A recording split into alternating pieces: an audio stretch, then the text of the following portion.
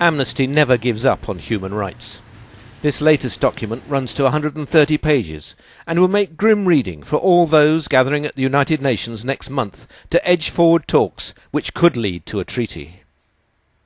Amnesty International and all its partners, thousands of NGOs and campaigners around the world, want the governments of the world to agree an urgent timeline for negotiating a global arms trade treaty to control the transfer of conventional arms between countries, with a rule, a golden rule as we call it, that they would avoid making transfers where there is a substantial risk that the arms will be used for serious violations of human rights or serious violations of the Geneva Conventions and protocols, where they can predict that with reasonable certainty.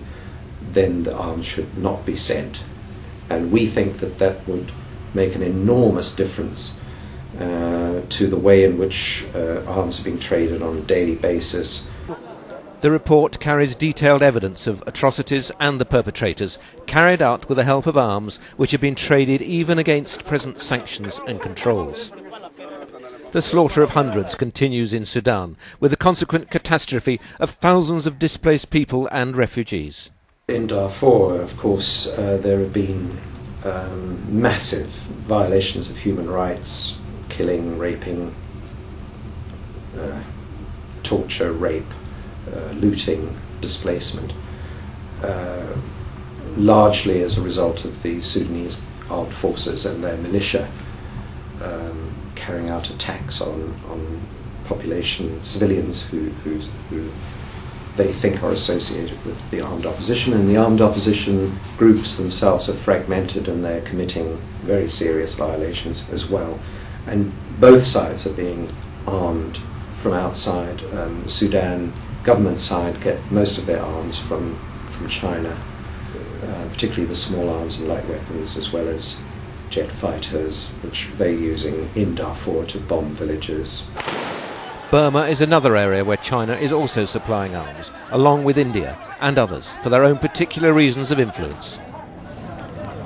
Each year that the governments are procrastinating or delaying on this means that we are, at the current rate, we'll see at least 1/3 or more people being directly shot, thousands and thousands more being injured, or their human rights being abused. I mean, we're talking about very, very fundamental rights. And safety and security, obviously, cannot be provided in that kind of situation. So we think that the arms trade treaty is a fundamental requirement for international peace and security.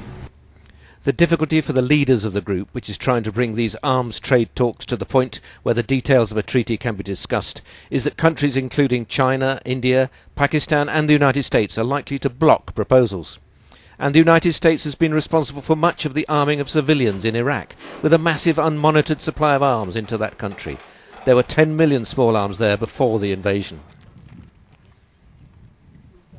Since the invasion, particularly the United States, Pentagon, the Defense Department, has sponsored the delivery of virtually another million arms, and the Iraqi Defense Ministry is now beginning to use its oil revenues to buy in even more arms from China, from Serbia and again from the United States. So Amnesty will continue to keep up the pressure for a treaty with proper monitoring, with countries at least reporting the sales that they make. Britain, as one of the group of 7 states leading discussion, has also called for more urgency.